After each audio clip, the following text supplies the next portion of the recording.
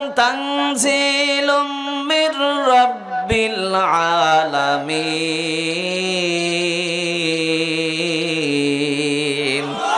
আল্লাহ বলছেন, বান্দারে, বিশ্বকবি রবীন্দ্রনাথ ঠাকুর নয়, জাতীয় কবি কাজী নজরুল ইসলাম নয়, সনেট কবি মাইকেল মধুসূদন দত্ত নয়, কারো কোনো কবিতা, কারো কোনো গদ্য, কারো কোনো পদ্য আমি আল্লাহ রাব্বুল আলামিন এই কোরআনের মধ্যে দেই নাই।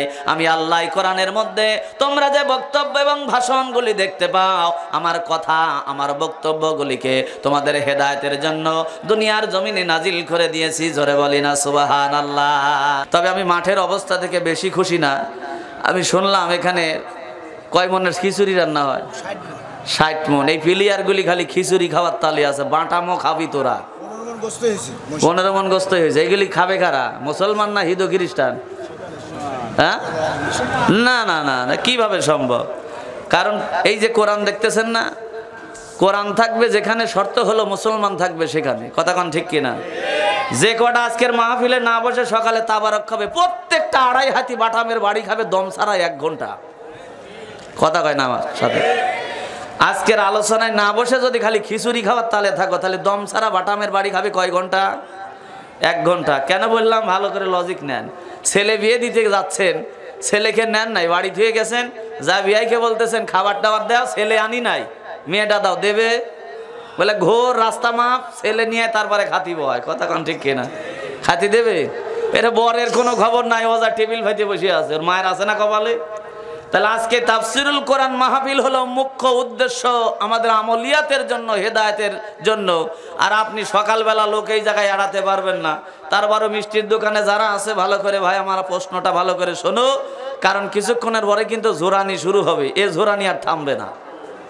ভালো করে শোনো, আমি প্রশ্ন করতেছি, মিষ্টির দোকানে যারা কুতকুত খেলে বেড়াচ্ছাও ওরাও শোনো, বাড়িতে যারা আন্তাজে বসে বিয়াই বিয়ান নিয়ে গল্প করতে চাও তারাও শোনো, এই যে মসজিদের এই সামনে, আমার মাহফিলের সামনে যারা বসে আছেন তারাও শোনেন। একটা প্রশ্ন করতেছি ভাই, এই জিলাপি কিনতেছিস তো? করছে হা হা হা। এই যে মিষ্টির দোকানে, হ্যাঁ সানাসুরের দোকানে, আপনাকে করছি, এদিক তাকান, একটু শোনেন কথাটা 1 মিনিট। আমরা কি সকলেই মরবো? এই যারা কয় না এরা মানে আজরাইলের সাথে কন্টাক্ট আছে, আবাই হাত খাইছে মরবিলা নাকি? তাহলে আওয়াজ দেখুন, আমরা কি সকলেই মরবো? এই মিষ্টির দোকানে যারা কুতকুত খেলে বেড়াচ্ছে এরা কি মরবে? বাড়িতে যারা বসে আছে এরা কি মরবে? যদি মরা লাগে তাহলে আজকের মাহফিলে আসা ছাড়া কোনো গতি নাই। যদি না এসে মরিস তাহলে খালি কবরে ঢোক, দম ছাড়া 1 ঘন্টা বাড়ি। কথা কোন ঠিক কিনা?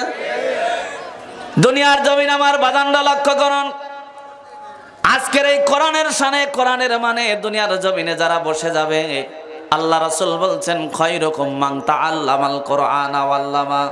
যারা কোরআন শিখে, যারা শেখায়, যারা শুনে, যারা শোনায়, যারা কোরআনের জন্য সময় লাগায়, যারা অর্থ খরচ করে, আল্লাহ রাসূল বলছেন এর চাইতে দামি মানুষ আর দুনিয়ার জমিনে কেউ হতে পারে না। চিল্লায় বলুন না মারহাবা। আমার বাজানরা লক্ষ্য করুন, আজকের এই আলোচনা কোরআনকে দুনিয়ার জমিনে সম্মান দিয়ে যারা এখানে বসে যাবে, আল্লাহ রাসূল বলছেন কিয়ামতের দিন তাদের সুসংবাদ দেওয়া হবে। আর যারা আজকের এই কোরআনের মাহফিল পাওয়ার পরেও যারা মিষ্টির দোকানে থাকবে, বাড়িতে থাকবে, এদিক সেদিক ঘোরাঘুরি করবে, আল্লাহর কসম করে বলি ভাই, কিয়ামতের দিন কিন্তু মুনাফিক হিসাবে আল্লাহর আদালতে ওঠা লাগবে। জোরে বলি নাউজুবিল্লাহ। কেন বললাম কথাটা ভালো করে স্মরণ করুন। আমরা যখন আলমে আর ছিলাম, ওই জায়গায় আওয়ামী লীগ ছিল, বিএনপি ছিল, জামাত ছিল, জাসদ ছিল, কমিউনিস্ট ছিল, দুনিয়ার জমিনে মুসলমান ছিল, হিন্দু ছিল, খ্রিস্টান ছিল, সব রূহগুলোকে দয়ার আল্লাহ একত্রিত করে ডাক দিয়ে বললেন আলাস্তু বিরাব্বিকুম, আমি কি তোমাদের রব নই? সেই দিন ওই রূহের জগতে সব দলের লোকগুলি কিন্তু একই জায়গায় এক বাক্যে বলেছিলাম ক্বালু বালা, নিঃসন্দেহে আপনি আমাদের রব, আপনি আমাদের সৃষ্টিকর্তা। আল্লাহ ডাক দিয়ে বললেন বান্দারে,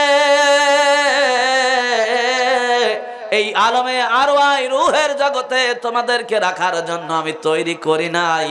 আমি আল্লাহ রাব্বুল আলামিন দুনিয়াতে তোমাদেরকে খলিফা হিসাবে নিযুক্ত করব। দুনিয়ায় যখন তোমরা যাবা, দুনিয়ায় গিয়ে কি করবা? আল্লাহ রাব্বুল আলামিন বললেন খলিফা বানাতে চায়। কি বানাতে চায়? খলিফা বানাতে চায়। খলিফা শব্দের আবিধানিক অর্থ হলো প্রতিনিধি। কি? প্রতিনিধি। তার মানে আপনার অবর্তমানে আপনার কাজগুলো যিনি আপনার মতো করেই করবে তিনি হলো আপনার খলিফা, আপনার প্রতিনিধি। তেমনি ভাবে আল্লাহ তো আর ডাইরেক্ট জমিনে নামে ইসলাম কায়েম করবে, আল্লাহ মানুষদের মধ্য দিয়ে তার মতো করে দুনিয়ার জমিনে ইসলামটা কায়েম করবে। আল্লাহ বান্দাকে প্রশ্ন করলেন, বান্দা আমি যখন তোমাদেরকে দুনিয়ার জমিনে পাঠাবো তোমরা কি করবা? ওই দিন আলমে আরো আয় আল্লাহর কাছে ওয়াদা করেছিলাম, আল্লাহ সামিয়ানা ওয়া তাআনা, আল্লাহ শুনবো আর মেনে নেব। জোরে বলি মারহাবা। এখন কি শুনবেন আর কি মেনে নেবেন? কি ওয়াদা করলেন আল্লাহর কাছে?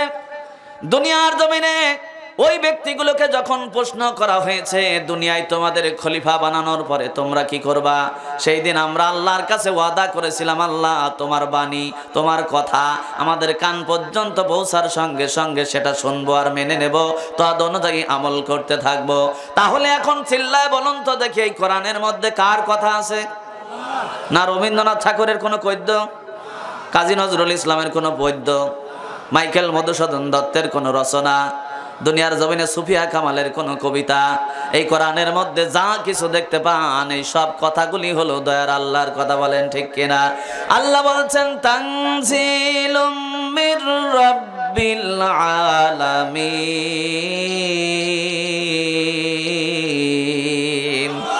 আল্লাহ বলছেন, বান্দারে বিশ্বকবি রবীন্দ্রনাথ ঠাকুর নয়, জাতীয় কবি কাজী নজরুল ইসলাম নয়, সনেট কবি মাইকেল মধুসূদন দত্ত নয়, কারো কোনো কবিতা, কারো কোনো গদ্য, কারো কোনো পদ্য আমি আল্লাহ রাব্বুল আলামিন এই কোরআনের মধ্যে দেই নাই। আমি আল্লাহ এই কোরআনের মধ্যে তোমরা যে বক্তব্য এবং ভাষণগুলি দেখতে পাও, আমার কথা, আমার বক্তব্যগুলিকে তোমাদের হেদায়েতের জন্য দুনিয়ার জমিনে নাজিল করে দিয়েছি। জোরে বলি না সুবহানাল্লাহ।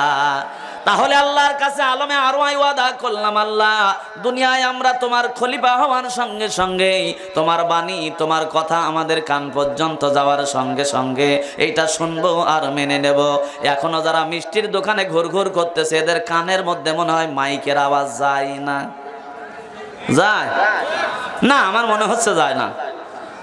আল্লাহর সাথে ওয়াদা করে আসছে, কিন্তু আল্লাহ তোমার বাণী কান পর্যন্ত যাওয়ার সঙ্গে সঙ্গে শুনবো আর মেনে নেব। এই আওয়াজ ওই মাইকে মিষ্টির দোকানে যাদের কান পর্যন্ত যাচ্ছে, তারপরও যদি না আসে তাহলে দম ছাড়া কতক্ষণ বাড়ি? 1 ঘন্টা। দম ছাড়া সোহাতে বাটামের 1 ঘন্টা বাড়ি খাবে। বাজান আমার একটু লক্ষ্য করেন, এই যে না আসার কারণে আল্লাহর কাছে ওয়াদা করেছিলেন আল্লাহ শুনবো আর মেনে নেব, এখন যদি না আসেন কথা আর কাজের মিল না থাকার কারণে কিয়ামতের দিন কিন্তু আসামির কাঠগড়ায় দাঁড়ানো লাগবে মুনাফেক হয়ে। কথা বলেন ঠিক কিনা? এই জন্য আমরা মুনাফেক হতে চাই না, আল্লাহ যেন ইমানদার হয়ে আমাদের কবরে ওঠান। কথা বলেন ঠিক কিনা?